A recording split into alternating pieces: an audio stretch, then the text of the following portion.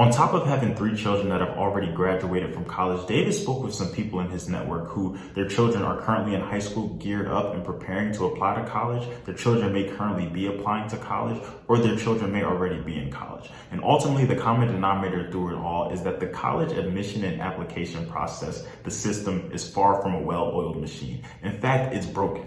And it needs a lot of adjustments, it needs a lot of changes, and some people may agree to that. I am definitely in that some, because when I think about my process nearly 10 years ago, if it wasn't for the resources, the counselors, and the people around me, I really may not have made the best decision for myself. But in that same breath, I recognize that everybody may not be fortunate enough to be in the same circumstance and position that I am in, and what that may lead to is a decision that you may regret, or later down the line wish you would have done things a bit differently. So what happens from there? Well, this is actually where Troove comes into place, as their ultimate goal is to help you find your people, your passion, and your place across higher education. Because across the board, there's absolutely no reason why the graduation rate should be 45%. And it gets even lower when you look at different demographics of people. So without further ado, enjoy episode 178, Finish the Job. Welcome back, everybody, to another episode of the Down to Business podcast here with Tamar Turner.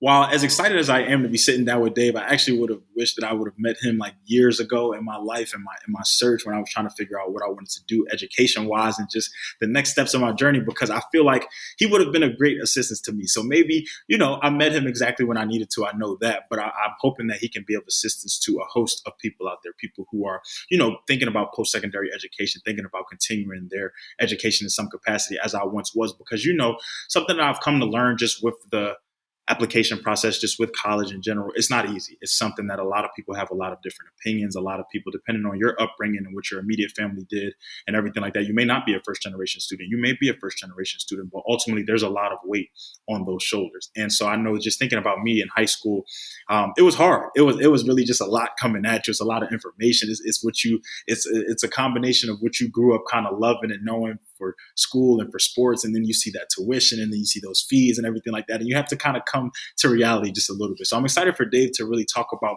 one, how he was able to even come into this venture, but two, what they do, how it can be of assistance to you, friends, family, everything. So Dave, how you doing today? How's everything on your I'm doing great, Tamar. It's really nice for you to have me.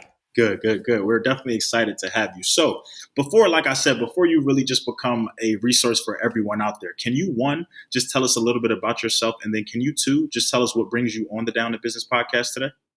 Sure. I am in Burlington, Vermont, and I've been in Vermont about 10 years. I've built my career developing products and services in a range of different industries.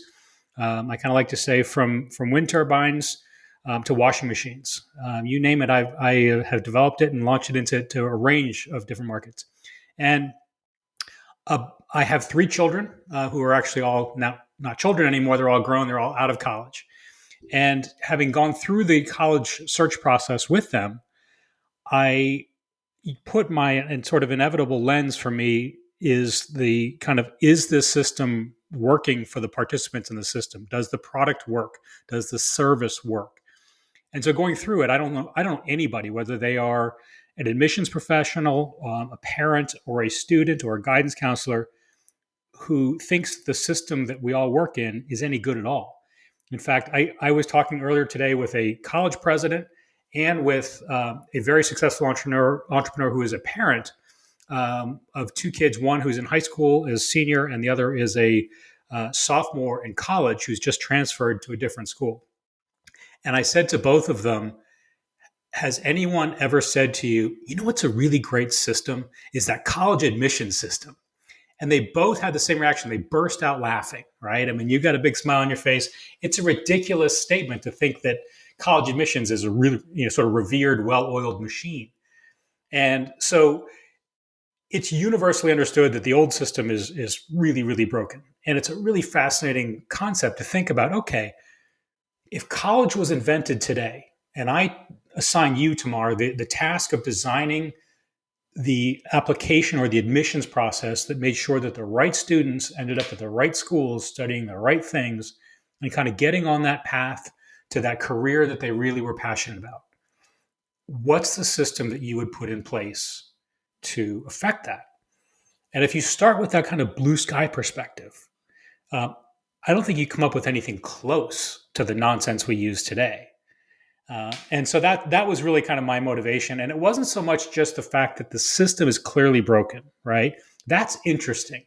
But what really wanted me, or what really made me get involved in this, starting about 4 years ago, almost 4 years ago now, was how unfair the system is, and how, from a sort of a classic process standpoint, when we put the wrong people into the wrong schools, they don't end up succeeding.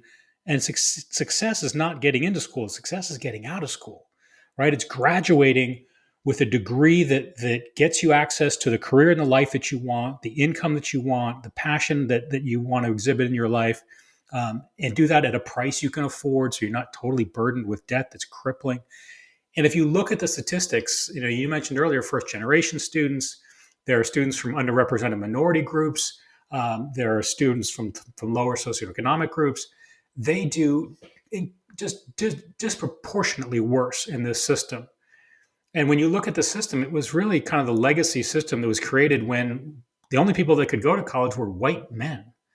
And so we have this legacy system that is really in desperate need of change.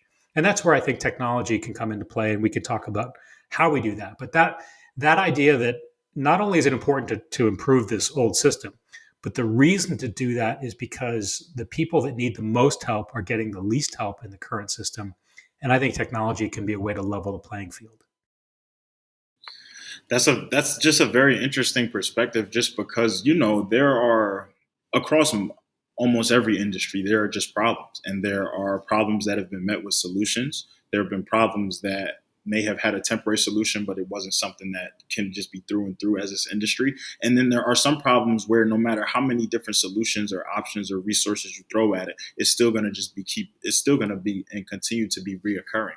And then there are some problems that just have no solution, that people don't really even try to tackle because they just feel like it's way out of their pay grade or their ball game or anything like that. So with what you say immediately, and at the core, I wholeheartedly agree that there have been a host of people that I know, whether you went to college, whether you went to college and finished, whether you didn't go at all, whether you were in the process of some sort, who would agree with you and with myself that this system is broken, that it's very flawed, that there are just problems with it. But I will also go to only speak for myself in this instance when I'll say that whereas I noticed such a great problem, I went through it twice. And I didn't really speak to it. I didn't really say anything. Yes, I complained about it. Yes, I closed laptops and said some words I probably shouldn't have said, or got on phone calls and said some things I shouldn't have said. But ultimately, I never really became proactive with it. So to hear you realize that you came across this system in some capacity and some wavelength, and to hear that, one, you noticed the same problem, but you acted on it. Well, that's just, for me, that's eye-opening, because that's not something that's easy to do, especially with such a vast industry. Everybody's going to college. People are applying right now. People are in school. My little brother is doing his sophomore year as we speak. And to really go through that process with him again, man, I was having PTSD, it felt like, just because, wow, like some of the applications, and just logging into the website and resetting my password. And I haven't logged into this in 3 years, and now I don't know the PIN. And it was just so much really happening. Even it made me think about, even one of my biggest, I guess, gripes too with the public education system was that I felt like whether you paid a little bit of money or whether you went to a different school or not, that shouldn't negate you from those same opportunities, because we didn't ask for that. I come from Philadelphia. I come from a lot of people that weren't able to go to school, or people that were sitting right next to me in class but didn't take the college route or didn't go to high school or things like that. But I also, too, talked to a lot of individuals who felt like, had they been given a different opportunity, charter school, private school, anything like that, they feel like they would be much better off. And one of the biggest contrasts, I tell this story pretty frequently on my podcast, was I was in a college course. It was like an intro course or an elective course of some sort. And it was probably like a 40, 50 person class. And they were basically just like, the professor stopped us one day and said, hey, how many of y'all coming in here really felt prepared for college? Like, you felt like, you could get here, you'd be okay, you'd do well, you'd do fine. It was only 4 of us, including myself, or 3 of us, including myself, that raised our hands. He said, now I'll ask the question to play devil's advocate. How many of you felt like you were not prepared at all? As you could imagine, the majority of the class shot up after that. The biggest difference between all of us who raised our hands versus feeling prepared versus not was public school versus private school or charter school. And it was just, and for me, the light bulb immediately went off in my head that I thought about, having to pay a tuition, just even having to be in uniform, the quality of education, the quality of teachers, the quality of books and materials that we had when compared to my little brother who went to arguably, not even arguably, he went to the best public school in Philadelphia. And to look at our contrast, even our, now granted, he went during a COVID year and things like that, but just to look at the resources, the teachers, having to provide supplies and things like that for their own classroom and stuff like that. It was just, there was a clear cut difference. And that's when I immediately knew that it's just like, wow, like unless you're somebody who's really going to speak on this, who's going to act on this, who knows what will happen. So to really see you in position, to really see you then even take technology, which we use every single day in some capacity, in some form, and to really say that, hey, technology can simplify this. This is not just me just chomping at the bit. Let's use what we already have and let's apply it here. So I say all of that really long-windedly to say that, one, I take my hat off to you and everything that y'all are doing at Troove, because I think about, like I said in the beginning, I wish I would have met you eons ago so you could have helped me. But now I think about how many lives and how many parents' lives that you'll change, because that communication from student to parent, it can be a lost thing too, especially with parents who didn't go to school. It's not always easy to communicate that with you talk to somebody who maybe went the military route or trade school route or associates or just didn't go that route. It's very hard to explain some things. But what's a FAFSA? What's an application? What's a Common App? What's an SAT, ACT? We could get into a host of different things. But something that you touched on too was not only getting into school, but getting out of school. So I feel like I've kind of had a change of heart going through school twice now. I feel like I used to think that the hardest thing in the world was getting in. I used to think that application, those essays, I used to think that, wow, just my grades, my extracurriculars. I used to feel like that before I even send my application off. Is my resume up to date? That I get all my club involvement? I'm making sure that I know my schedule through and through. But then getting into school, doing my 4 years and realizing how many people don't complete that 4 years, or how many people start one way, go another way. It started for me to really beg the question, well, what's the hardest part? Is it getting in? Is it getting out? Yeah. Because you often hear so many times, it's not about how you start, it's about how you finish. So from your experience, from your perspective, from even the work that you're doing with your company, what do you guys feel like is the hardest part? Do you guys target one particular area over another when it comes to really explaining this to students and prospective students? Excuse me. Yeah, there is. I would describe my company as very mission oriented, but we are a business, right? So the mission is absolutely, how do we help people find their passion, their people, and their place in higher education, so that they have the greatest probability of achieving what they're enrolling to do, which is to get an education, and to graduate, get that credential, and get access to a career that they're passionate about. And there's so much focus, like you were mentioning before. You thought the problem was getting into college, and that's a private high school mentality, right? Um, like in any industry, there's sort of this 80-20 rule, and in this industry, I take it actually a little step further, and I say there are about 20 schools that get 80% of the attention, right? We talk about Harvard and Stanford and MIT and Wharton. These are the things we all think about. These are the schools we all think about. There are almost 4,000 colleges and universities in the United States. There are about 8,000 more trade schools in the US. So there are 12,000 different schools a student could go to after high school. And we really think about 20. And the business model of those 20 is totally different. There are about 60 colleges in the US that have more students from the top 1% of, of family income than the bottom 60% combined. So if you look at their student body, they have more kids in that top 1% than the bottom 60% combined. So there's a sort of very flashy, attention grabbing set of schools that have us thinking that the problem is, oh, how do I get into these amazing schools? That's not the problem. So the average acceptance rate nationally in the US is about 75%. So you got a 3 out of 4 chance getting into any school you apply to. The average 4-year graduation rate is 45%. And that's across the board. If I look at African American males, it's 25%. And that's just not okay. And that's not their fault, right? That's the fault of a system that I think puts a lot of kids in the wrong place. It sends them off to places where they're not prepared and not well supported. There are a lot of reasons why we don't finish school, but the value that Troove wants to bring to the market is a really simple, engaging way for you to find your people, your passion, and your place in higher education, so that when you get into that first semester in school, you feel like you connect with the people around you, right? And so when you do run into those problems, and we're talking about 18, 19, 20-year-old young people, I don't say kids, they are young adults, and you face hardships, whether you're away from home, whether you're broke, you failed a test, whatever it is, you're gonna struggle with life. When that happens, if you're not in your place, surrounded by your people, you have a much higher probability of saying, you know what, I'm out. This is not for me. I'm spending too much money. It's not worth it. I'm just going to go get a job. My friend's got a job for me back home. I got bills to pay. It's too easy to get off that path. And so we really believe that we can help you to find the place where your people are going to surround you and help to lift you up and get you through those hard times so that you can graduate. Uh, and and we're not inventing anything at Troove. Uh, we are bringing the technologies that we use in everyday life. And you know this. I mean, how AI impacts our lives and how matching algorithms affect our lives. Um, that's what we're trying to do in higher education, because higher education matters much more than what song Spotify plays for you, or what movie Netflix say you should watch next that you would enjoy. But that process they use of matching your listening pattern to other listeners to say, here's a song Tamar might like because he's listened to all these other ones that these other people have listened to. So let's throw this next song up for him. I bet you he's going to like it. And you know what you do, right? And so we just do that in higher education. We borrow that same technology to say there are people at every school who have graduated.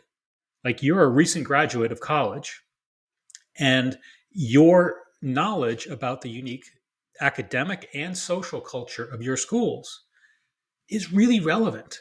And it has a pattern to the way that you and your classmates interacted with each other, interacted with the school, the things you valued, how you spent your time. Those are sort of your culture academically and socially. And so we use this matching technology to quantify the culture of your school in and out of the classroom, and then make that available to young people so that they can very quickly take a quick short quiz about their academic and social preferences and say, these are the kind of places where I'm going to feel most like myself and most interested in kind of really digging in and sticking it out. I'm a big numbers guy, so hearing all of that put a lot into perspective for me. Just from, like you said, the top 1%, the bottom 60, then the 45 versus the 20, well, 75 acceptance versus then 45 graduation versus then 25 for minority male. Yeah, that's a lot. I'll throw you one other statistic to sort of prove the system is broken. So the percent of students that end up graduating from the first school they enroll in, the first college or university they enroll in, is 49%, or excuse me, 51% graduate. So it's basically a flip of the coin. It's 50-50, right? Am I going to stay or am I go? Succeed or fail? So the current system fails half the time. And we can do better, right? And so we just look around at what are the other systems that we use, and that's the model that we follow at Troove. And I'm kind of glad that you ended on that point too, because I wanted to take a deeper dive into, I guess, the user experience now too. So something that I remember when I was in my college match um, phase, I suppose, I literally, and if I remember correctly, I'm pretty sure the name of the website was literally collegematch.com or something along those lines. But essentially my counselors, they recommended that, I did, because I didn't really know where I wanted to go growing up in Philly, but I knew I wanted to get out of Philly. I knew I wanted to go out of state. If you would have asked me, I wanted to go to University of Miami or Florida. But then I looked at tuition and I just had to put some things into perspective for me. It had to be a little bit realistic. So, but no, ultimately one day we literally had periods that we could dedicate towards looking for colleges, applying, everything like that. So I literally sat down and did this survey, and it felt like a test almost. Like I'm just trying to fill out different things from how many people would I want to the percentage of women to men to did I want Greek life, did I want sports, which area of the city did I want to be in. Even some things that were unbeknownst to me, like I said, being a first generation college student, I was just kind of left to ultimately figure this out. And then ultimately I got paired with a host of universities, some universities that I knew through and through, some that I had never even heard of. So essentially I then started to have to do more research, click on these different schools, see where they are in North Carolina and Atlanta and everything like that. So for me, I'm not going to lie, being a high school student, being somebody who was looking forward to lunch or to football practice, this was not really ideal for me. It was not something I just wanted to sit. I felt like I was in a class. I felt like I still had to do more work and everything like that. So what can users, what can students, prospective students, everything like that, what can they expect when coming across this platform? Because like you said, you're not just reinventing anything that people have not even heard of before or done before in some capacity of some sort. You're taking what we already have and you're revitalizing it. You're amplifying it. You're placing more emphasis on what will help the success of students. So what can users expect really coming across the Troove platform for the first time? So, are you familiar with the with psychological safety and the concept of psychological safety? No. So, and I'm not a psychologist at all. We hired industrial psychologists to help us to create the quiz that we use to match you with schools. And psychological safety for the layperson like me and you is essentially, think of a turtle, right? And their head's inside their shell. And when they feel safe, they're going to stick their head out, right? And so psychological safety are those set of conditions that make you feel comfortable enough to stick your head out and be your best self, right? It sounds like a little kind of catchphrase, BS, but to be your best self, right, is to sort of feel like, hey, I can be exactly who I am. People around me are going to accept me. The school is going to like me. I'm going to be successful. And there's an incentive for me to come out of my shell. And so we built our matching quiz around social conditions and academic conditions where you're going to feel like your best self. And so we ask you some different kind of questions. We ask a few of those. Do you want a big school, small school, city or country kind of schools? But we really are trying, and we will eventually completely get away from that, because the other things we ask you are things like, are relationships with your teachers important? Do you like to work in groups or work on your own?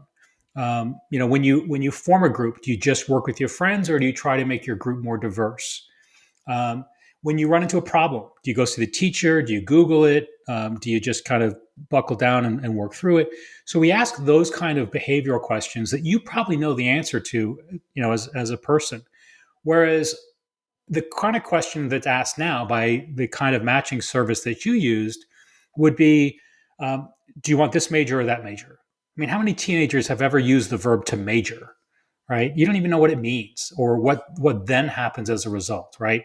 Or, hey, do you want a big school or a small school? I've interviewed students from 100-person rural high schools in North Dakota and kids from Brooklyn Tech in New York City. And Brooklyn Tech has about 7,000 students in one high school. And compare that to a kid who goes to a 100-person high school in the middle of North Dakota. And you ask those same two kids, do you want a big school or a small school? They have a very different perspective as to what the answer, I want a big school. Well, the Brooklyn Tech kid says, I want big. He's not thinking 5,000. He's thinking 50,000, right? Whereas that kid in North Dakota, if that person says, well, I want a big school in the city, to them, that probably means North Dakota State University in Fargo, about 5,000 undergrads, okay? I guarantee you the kid at Brooklyn Tech is not thinking big school in the city is Fargo, right? So the old questions are no good. So at Troove, we tried to kind of ask you the kind of questions you're likely to know the answer to, because they're about how you feel about things. And we're trying to find those ways in which you find the greatest comfort as a student and as a member of a group, a society outside the classroom, so you can kind of connect with people the most.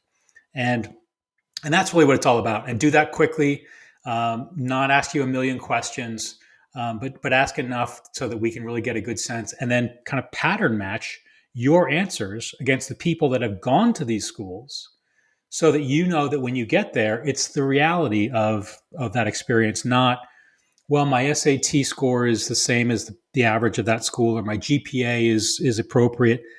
Those are interesting, important facts, but that does not mean you're going to fit in there. And that's what it's about. It's about fitting in.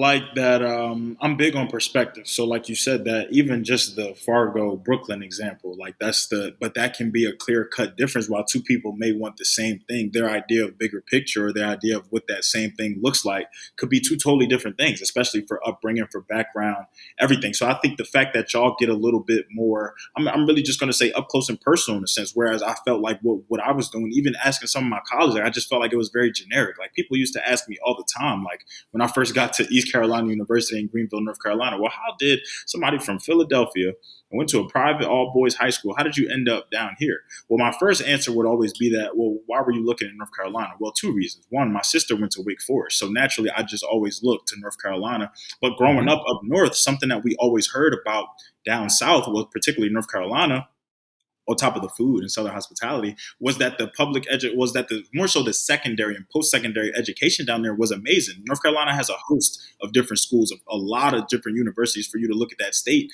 and it not be so big on the map, but it's vast when you get there from school to school and everything. But two, I told people, look, I took this survey in high school. I didn't really know where I wanted to go ultimately, but I took this survey and ECU was number 3 on the survey. And so I just clicked it. I did. But me saying that now, like you said, I couldn't really tell you. I could tell you what I wanted to major in and what I wanted to do, but I couldn't say that I couldn't tell you my concentration. I couldn't tell you if I wanted to minor. I couldn't tell you what I wanted to do elective wise, extracurricular wise, everything like that. It was, like I said, it was overwhelming for a college student who just wanted to play football and make sure that what we were having for lunch that day was just good. But ultimately, we even talked about towards the beginning of the interview just the problem that Troove is solving, just the problem about combating the broken system, combating a system that I feel like people have just become complacent with. One, because nobody's offered a viable solution and been so gung ho about it that we are open to it. But two, everybody is kind of just like, well, look, it was painstaking. It was something I didn't want to do again, but I did it, and it's kind of over type thing. But I also kind of want to take it a step further because I feel like y'all are combating more than just a broken system. So I want to also kind of get into a little bit deeper because, like you said, while y'all are a business, you are also in for the betterment and the development of these young adults and thinking about their future and thinking about what comes to that, no matter what route you take. So what else would you say that Troove is really changing the narrative on, or what misconceptions or myths are you guys like debunking, or what problems are students coming to y'all with and they are kind of going through like the program, they're going through the user experience, and then they're not having that problem anymore once they're done? Yeah. So if just look at the front end of the process, right? So when did you take the SAT or the ACT? I took both, unfortunately. Okay, and you probably, like everybody, you probably checked that little box unknowingly that said, I'd be happy to hear from colleges that would be interested in me, right? They dress it up in a nice way, right? And then what happens next?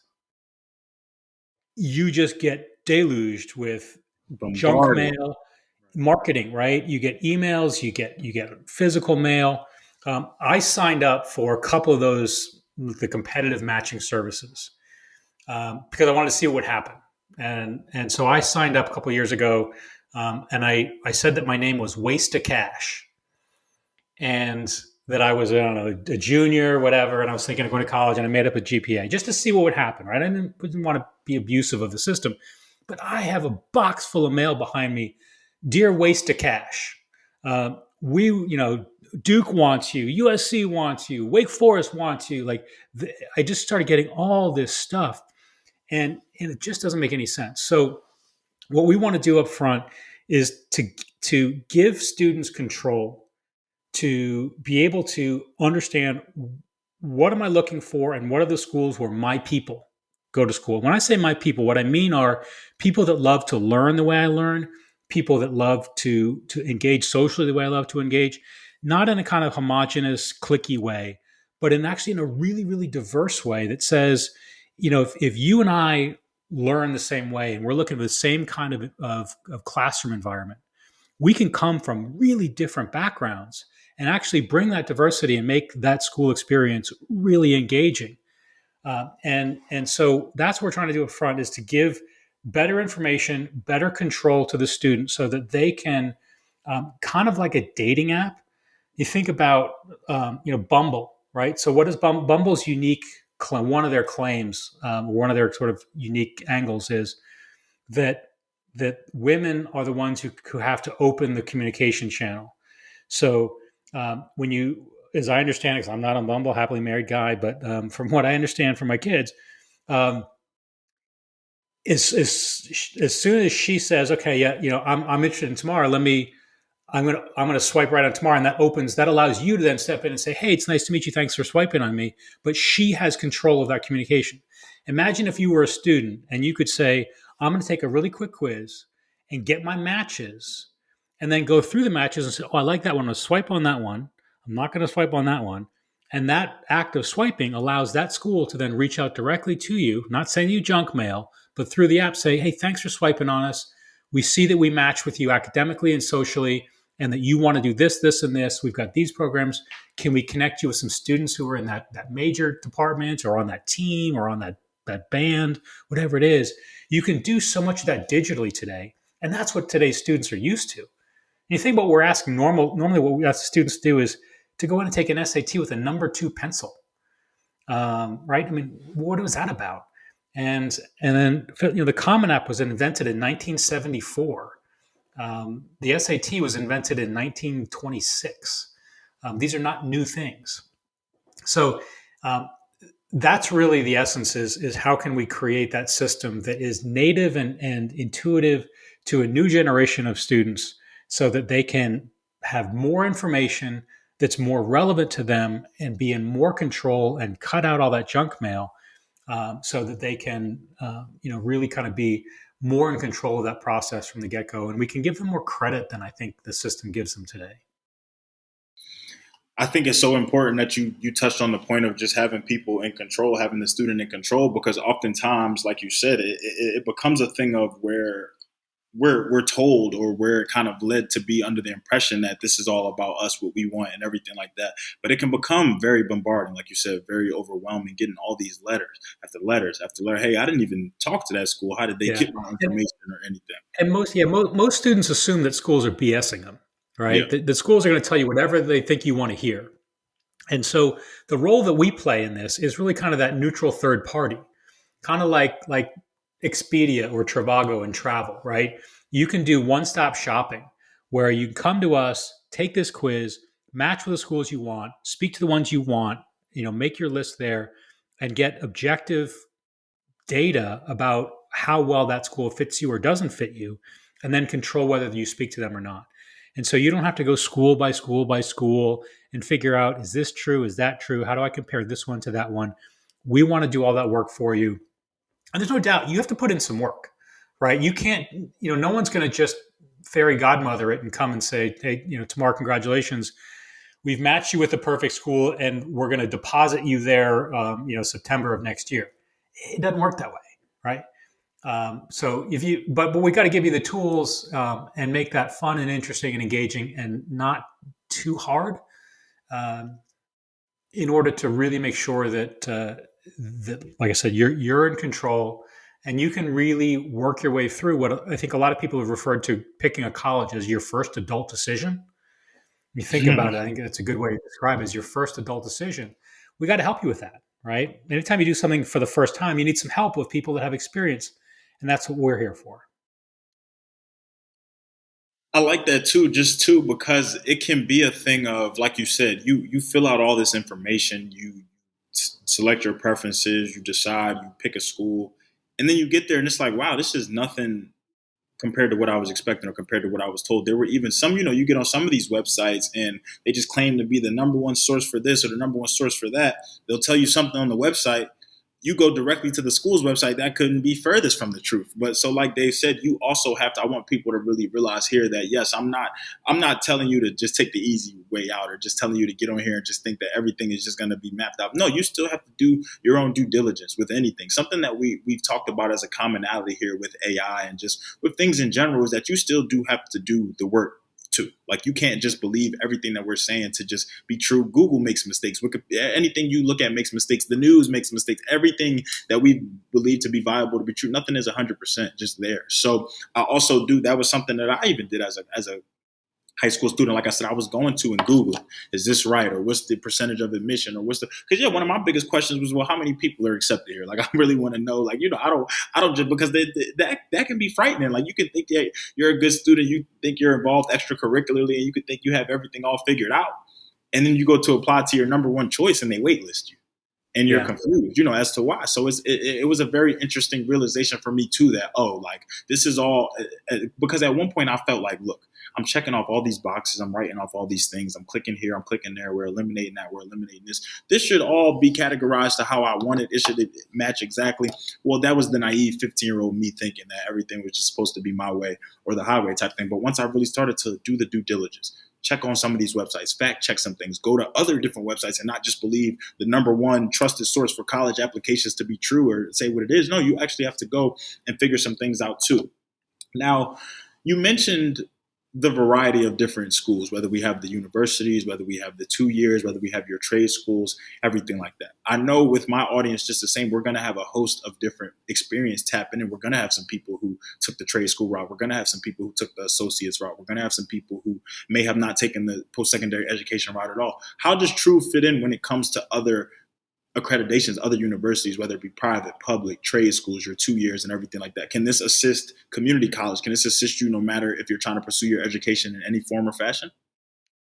Um, so that's a great question, and the goal is to include 100% of everything you just described. So if we take it back to initially to high school and say, what's the question that everybody asks high school juniors and seniors or high school seniors? So what are you going to do next year? Right? That and you ask that to try to be helpful and be interested, and that's the scariest damn question on the planet. And I don't think we realize how much pressure that puts on kids. And there's a lot of stigma and a lot of somebody says, well, oh, I'm going D1 to play this, or oh, I'm going to the Ivy League because I'm a great student, or then you think, oh, that person's like king of the hill, right? Whereas if somebody says, well, I'm going to local trade school, somehow in today's American society, we think that that's a lesser solution, right? And I hate that.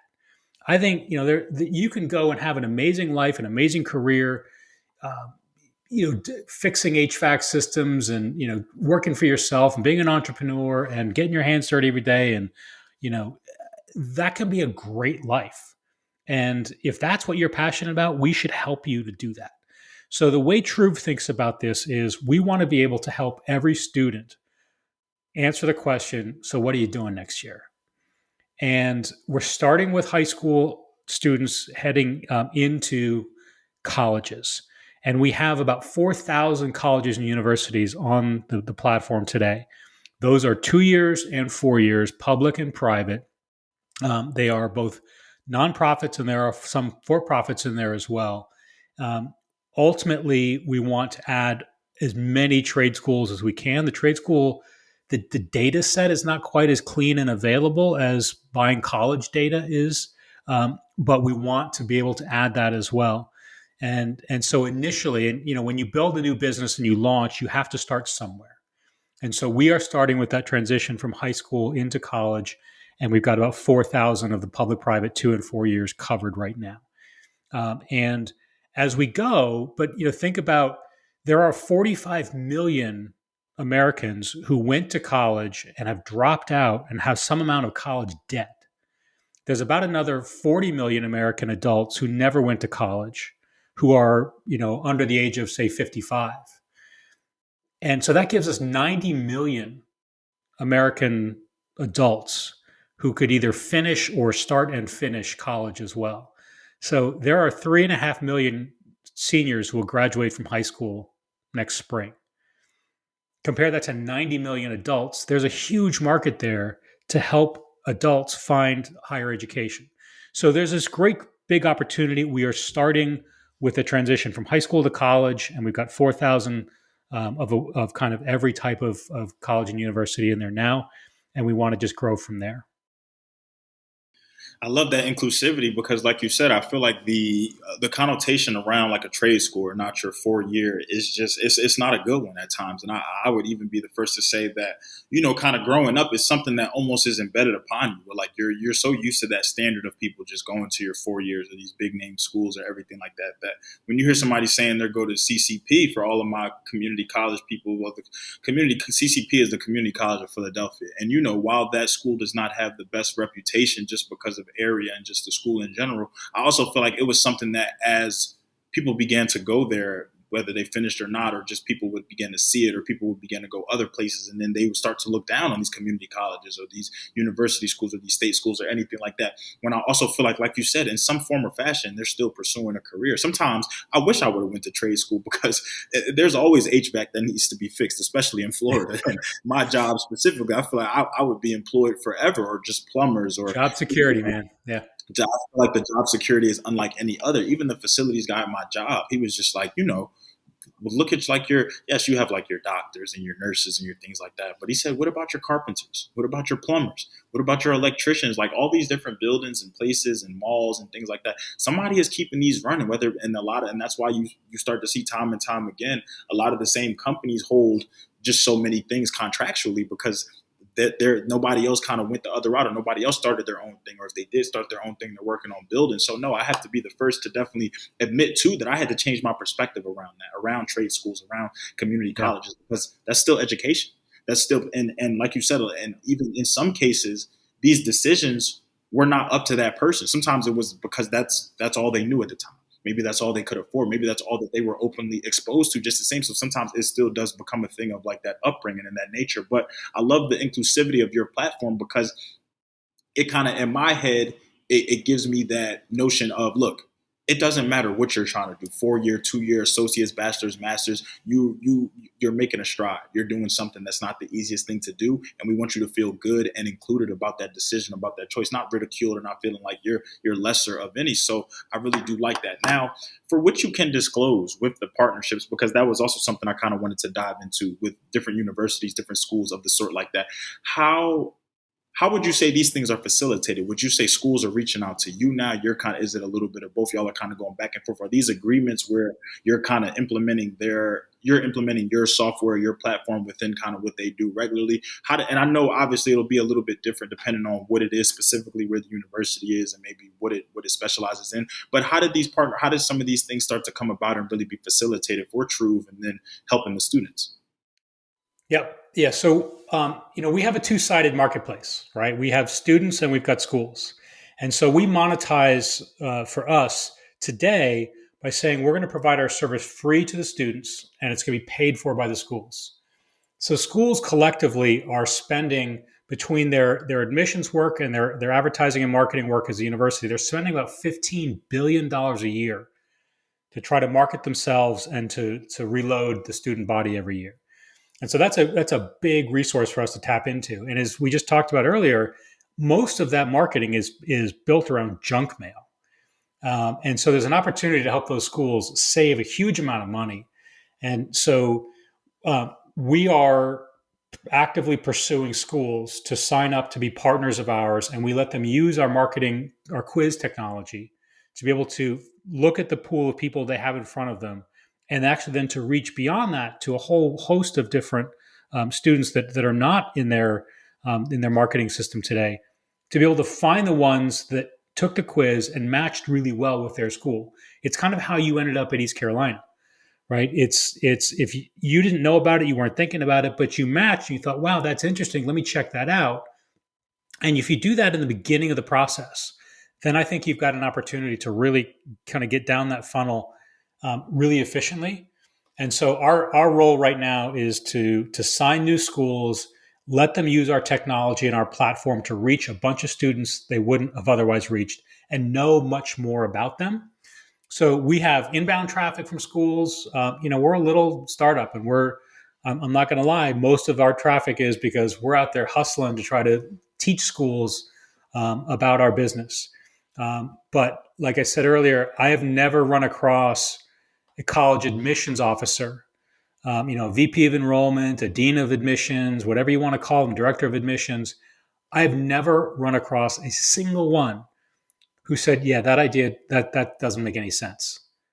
Right? That Troove's idea around graduate about trying to use your alumni, use your graduates to create more future graduates. That makes nothing but sense, right? To use the existing users to create your future users is just logic. And for the school, the biggest part of any school are their alumni. And the ability to tap into them and to get knowledge out of them that allows you to create more alumni, who wouldn't want that?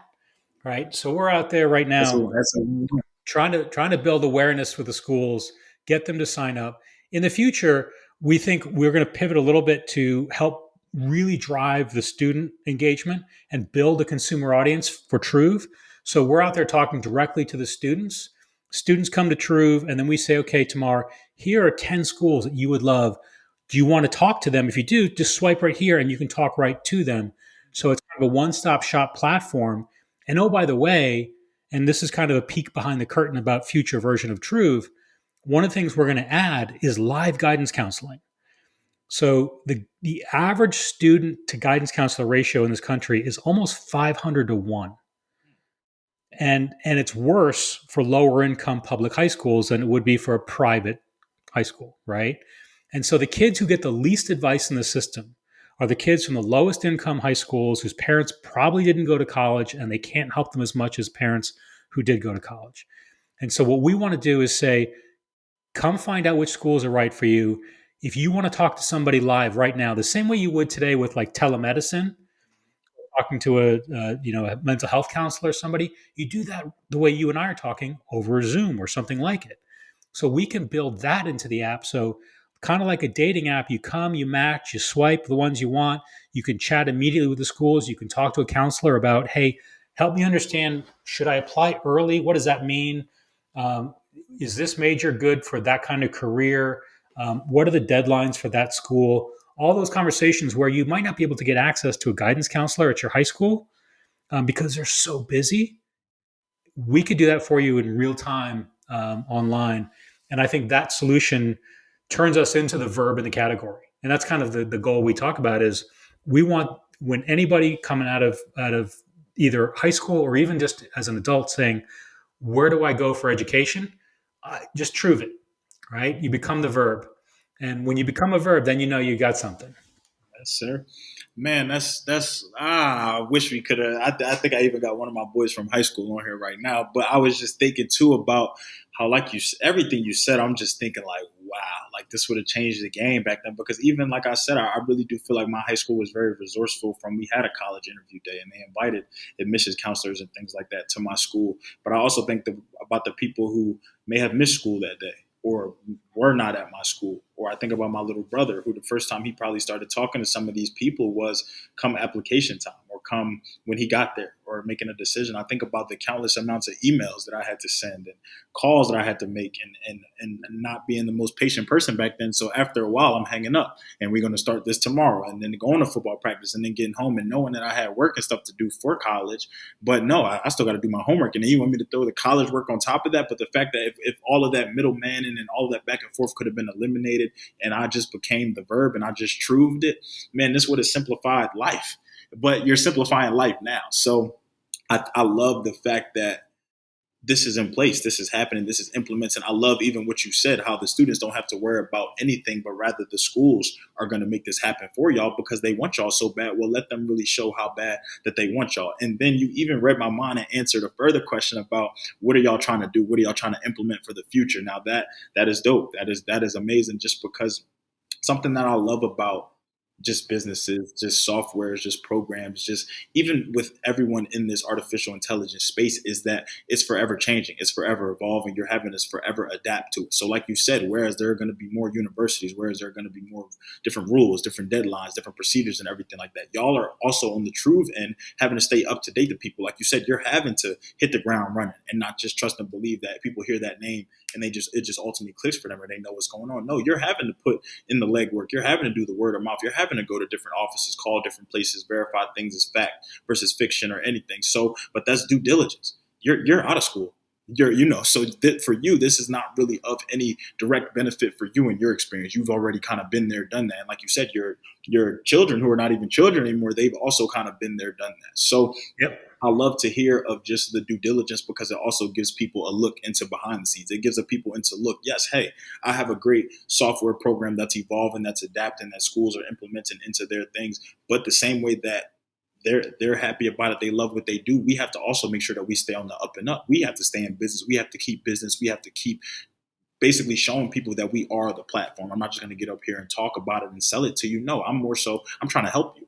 But Yeah. I can't also want whereas I'm kind of giving you a call to action and wanting you to be involved on this platform just the same, I also have to make sure that I'm doing everything on my end to ensure that the platform is seamless for you, because I would hate for you to go back down that route or fall right back into that system that ultimately, once you get scattered in that system, you could go anywhere. There are probably so many people that this would have, I just really think about all the lost opportunity out there because people just didn't want to challenge the system, or because people just didn't want to speak up or say anything of the sort. But I love the fact that, somebody stepped up, corralled a team, is still corralling a team, corralled what we were already using in technology, and applied that towards something that's helping us all. Because who knows, you're probably putting people through school right now, or helping them with school, who are going to eventually come on and help Troove, be able to give feedback, like you said, help alumni helping more alumni become alumni in a sense. And basically, because I love that idea too, about you're taking people who have also already been through this system, already have used it in some form or fashion, the interface, and saying, okay,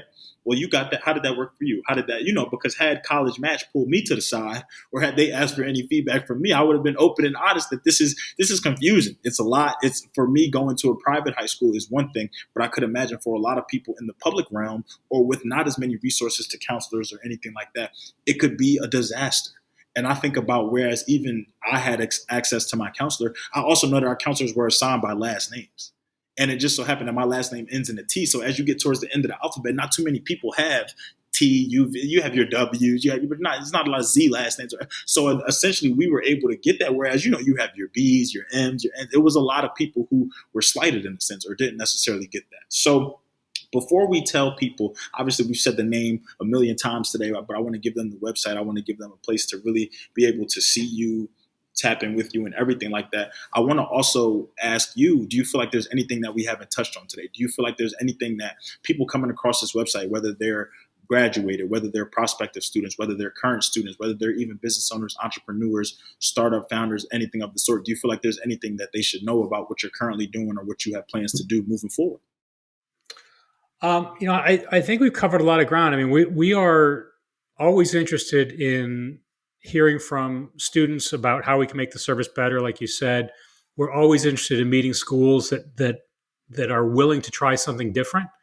There's I've like I said earlier, I've worked in a lot of different industries, and when you bring out something brand new, you typically get maybe 10% of a market that's willing to be what we refer to as the early adopter, right? That's the person who doesn't say, "Well, tomorrow, how many schools are already on this thing? How many students do you have on the platform?" Like, they're looking for company because they don't want to be first. And I get that. That's human nature. That's fine. Most people, probably 60% or so, are what we refer to as slow followers. They're the ones who need a big crowd around them before they, right? But every market, whether it's technology, whether it's consumer products, healthcare, whatever it is, there is about 10% who says, that's an awesome idea. Let's give that a shot. Right. And so we're looking for as many of those as we can find right now, because if you, any market is kind of a bell curve, right? Where you've got the tail at the front, when those are the people that will say, yep, that's cool. That makes sense. Let's try that, because the old system is crumbling fast, right? With the court decision about affirmative action, all these schools have now gone to test optional. There are actually fewer high school students today and there will be in the future as population has declined. So there are all these pressures, and if you're not willing to do something different as an enrollment officer, you're like the guy playing the violin on the Titanic, right? I mean, the ship is going down, man. You got to do something different. And so we're looking for those early adopters. If there are schools out there, or there are people that are associated with schools who say, "Hey, go find out about this Troove thing," we would love to chat with you, because we've got a growing stable of schools, but we're looking for those people that are willing to find and invest in a different way forward. Because ultimately, the solution we have in mind It kills the junk mail system. It solves the college counseling problem. It helps get people into the future that they are hoping for, whether that's a trade school, a 2 year, a 4 year, whether they're an adult coming back to find education. We can all use a little bit of guidance as to where my people have success. Like, where do people like me find success? And that's what we want to do.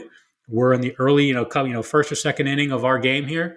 We've got a long way to go, but we're loving the work and I love talking to guys like you. Well, if you say this is only inning number two, baseball is a 9 inning game, so I'm excited to see the remaining seven and even perhaps extra innings if we get that far. But no, a point that I wanted to also make, one of my boys is actually on my Instagram live, and is I love this point because we actually went to high school together. So he says having a one-stop shop to search and match with colleges is a major asset, especially if you don't have the resources or knowledge to find the best schools for you. And man, that couldn't be more further from the truth because, like I said, there are so many of us who uh, I'm not even gonna say so many of us. Everyone deserves an equal shot and an equal right at education. Yeah. And I just feel like a lot of times that's not granted to us just because of our upbringing or just because of our schooling or just because of the system that we were kind of raised in. And 9 times out of 10, like you said, we hear these numbers, we hear these percentages, we hear these statistics, and you just naturally it just further and further makes you think about that connotation. But then you said it best. It's not these people's fault. It's not our fault. You know that some things are not out here like that. So no, I'm about to do some follow-ups with both my alma maters actually in ECU and in Syracuse, just because I think that this could be something that if they have not already implemented it or if they're looking at it or anything like that, I think that they should, because I think about how these schools are huge. ECU, I know when I left, had to be like 30, close to 30,000 undergrad, had to be. And if somebody Mm-hmm. can fact check me on that, but but to think about, how all those people came from different walks of life, different one places in North Carolina, but Northerners,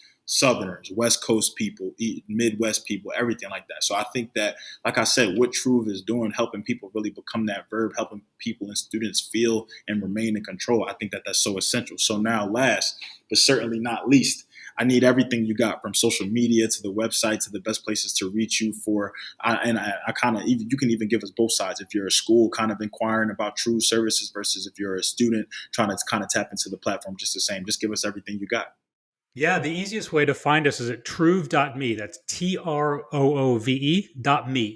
And if you go to troove.me and you're a student, you're an alum, you're a college or university, you can reach out to us through our website. You can take our matching quiz.